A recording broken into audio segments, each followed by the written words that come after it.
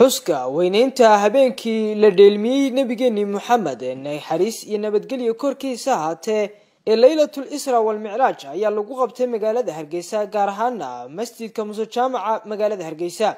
waxaana ka soo qayb galay culimada waaweyn ee dalka Jamhuuriyadda Soomaaliland iyagoona halkaasi hadallo wacdi iyo waana isugu jira uga jeediyay dadkii ka soo qayb galay munaasabadaasi waxaana kamid ah hadaladoodii habeenkani waa habeen qiimo ku leh islaamka guud ahaan habeenkii rasuulkeena la dheelmiyay weeye al-Isra wal Mi'raj waana habeenka salaadaha faralka ee shanta aynu tukano ilaahay uu nagu soo waajib yeelay ilaahay uu ka gudoominaynaa hadiyada weyn ee qiimaha badan leh waxaynu soo dhaweynaa dhammaan culimadeena ajillada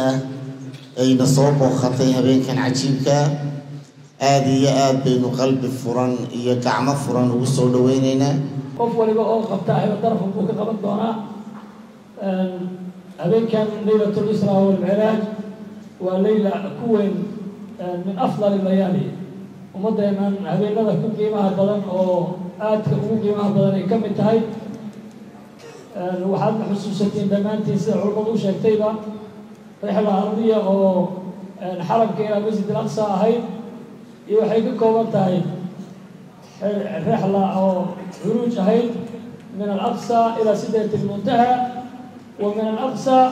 ila hadrati al-haqq jalla jalaluhu habeenkana daba mucjizaad fara badan baa macnaha ayaa xasilay khayru khalqillahiga mucjizaad ma dartay fara badan ayaa macnaha u xasilay iyo nicmooyin fara badan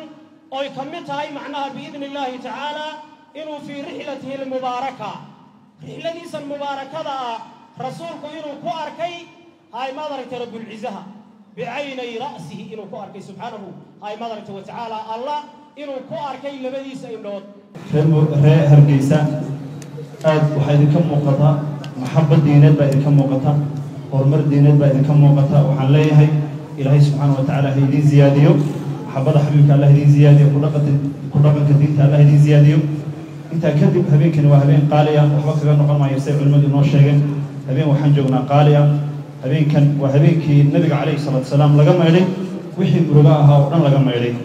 murugtii rasuulka habeenkii la maydhay weeye culimada inoo ducayn doonta waxaan ilaahay ka baryaynaa إلهي إنه مربتين ودن وعاو ميرو